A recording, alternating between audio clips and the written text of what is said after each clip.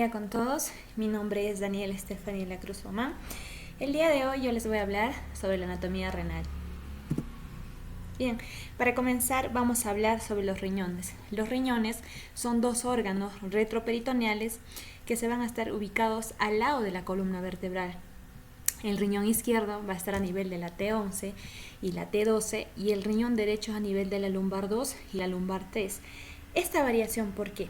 Se va a dar porque vamos a encontrar la presencia del hígado, ¿no? Entonces, como va a estar el hígado acá en la región derecha, es por eso que el riñón derecho se va a encontrar un poquito más abajo a comparación del riñón izquierdo.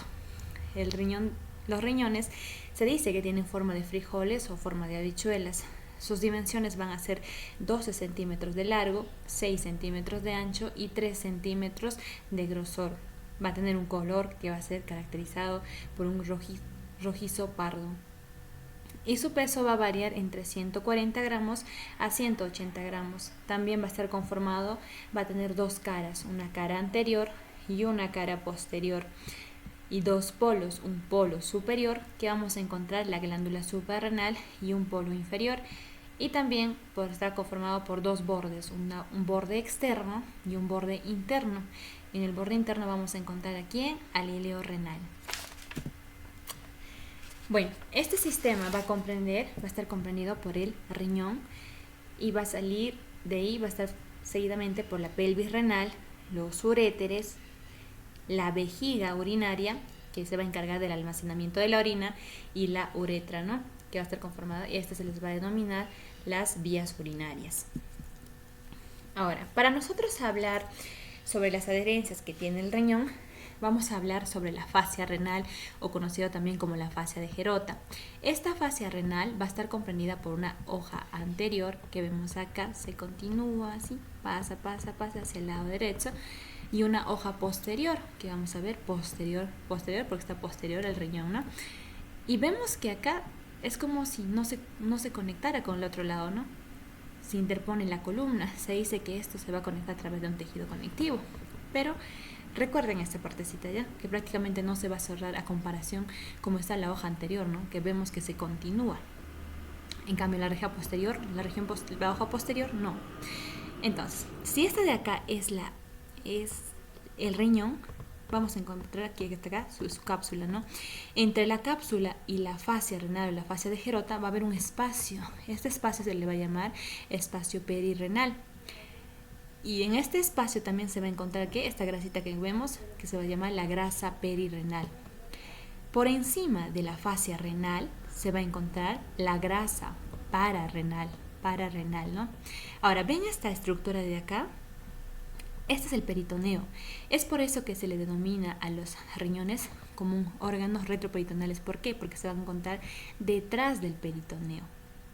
Ahora, recordaban, les había dicho que la fascia renal o la fascia de Gerota tenía dos hojas, una hoja anterior y una hoja posterior. Vemos acá la hoja anterior, ¿no? Vemos la hoja anterior, sube, incluso cubre hacia la glándula suprarrenal, ¿no? Junto con el riñón.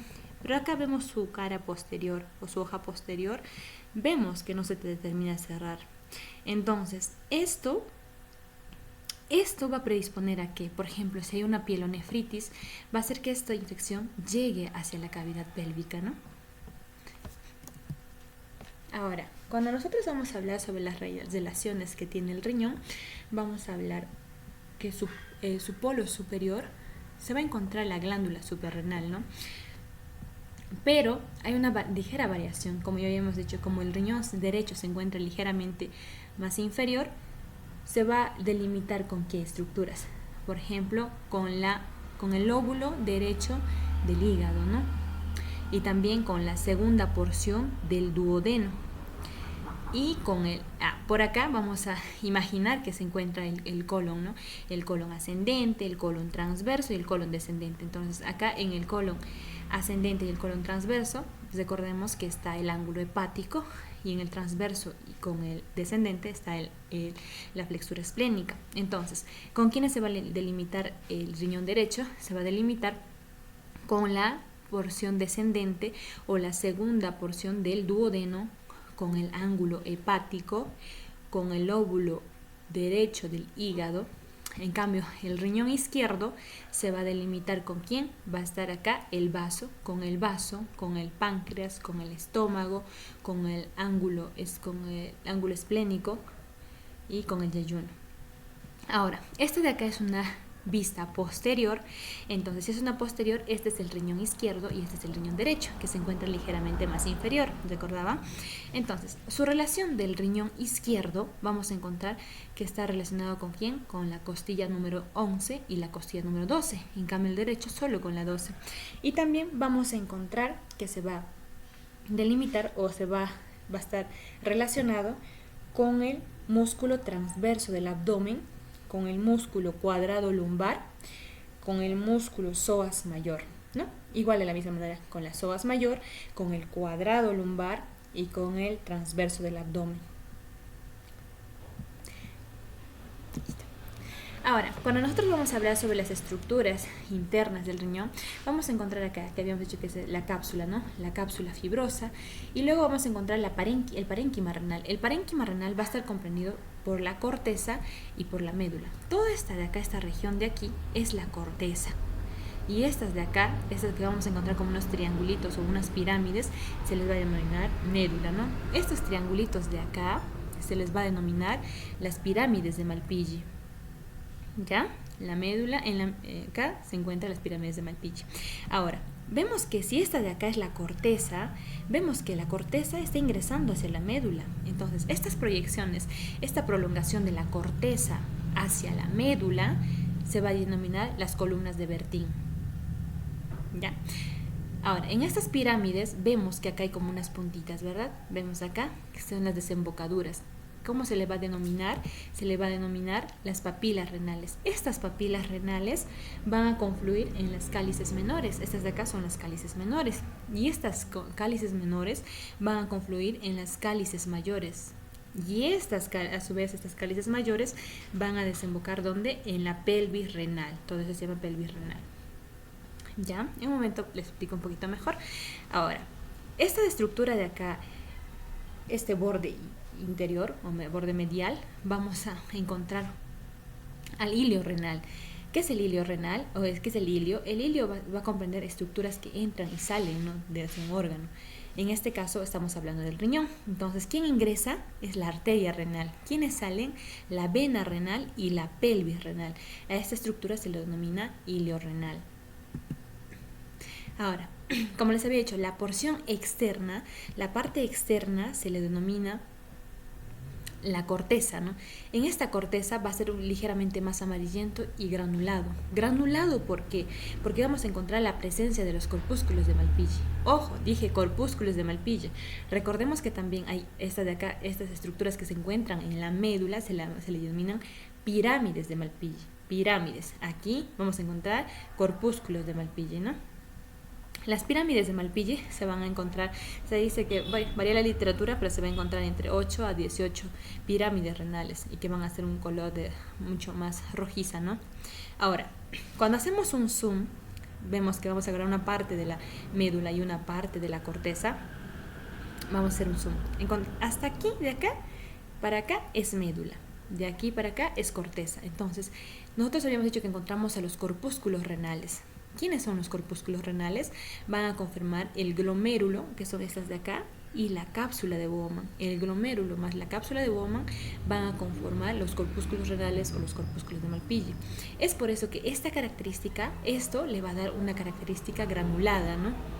En cambio, en la médula no encontramos eso. ¿Ves? Ya. Ahora, como les dije, si esta de acá es la corteza, toda esta de acá es la corteza renal, vamos a encontrar la médula renal. Estas son las columnas de Bertin, que habíamos dicho que son ¿qué? La entrada de la corteza hacia la médula, que se le denomina columnas de Bertin. Ahora, las pirámides renales van a desembocar ¿dónde? En las papilas renales, ¿no? Las papilas renales. Y las papilas renales, ¿dónde van a desembocar? En los cálices menores. A esto se le denomina cálices menores. Y los cálices mayores, y de estas cálices menores van a desembocar ¿dónde? En las cálices mayores. Las cálices mayores. Y esta unión de las cálices mayores va a ser ¿dónde? En la pelvis renal. Esta estructura que sale del riñón se le va a denominar pelvis renal. Y la pelvis renal se va a continuar ¿con quién? Con los uréteres. Y los uréteres con la vejiga, y la vejiga después de almacenar a través de la uretra. Se va a dar la expulsión de la orina, ¿no? Bueno, también vamos a hablar sobre los lóbulos renales. En este caso, los lóbulos renales van a estar conformados por una pirámide, por esa pirámide adyacente, por esa pirámide más quién, más su corteza correspondiente. Es por eso que se le va a decir que hay de 8 a 10 lóbulos, ¿no? Vemos, entonces, si esta de acá es la corteza, vemos la pirámide renal, su pirámide, y la papila renal. Esta corteza, prácticamente la corteza, más su pirámide adyacente, se va a denominar lóbulo renal, que se va a notar más en los neonatos, ¿no? Ahora, cuando nosotros vamos a hablar de la irrigación, en la irrigación, esta es una vista anterior. Bien, entonces, ¿qué decíamos? Que el riñón derecho se encontraba ligeramente un poquito más inferior y el riñón izquierdo un poquito más superior. Vemos que hacia el lado izquierdo vamos a encontrar aquí a la aorta abdominal. Aquí está la aorta abdominal. En cambio, hacia el lado derecho vamos a encontrar aquí a la vena cava inferior, ¿no? Vemos que sus estructuras ingresan. Entonces, la aorta abdominal va a ingresar a través de ¿quién? De la arteria renal, que vamos a ver acá. La arteria renal, esta arteria renal va a ingresar. Vemos que ingresa. Aquí vemos la pelvis renal, ¿ven?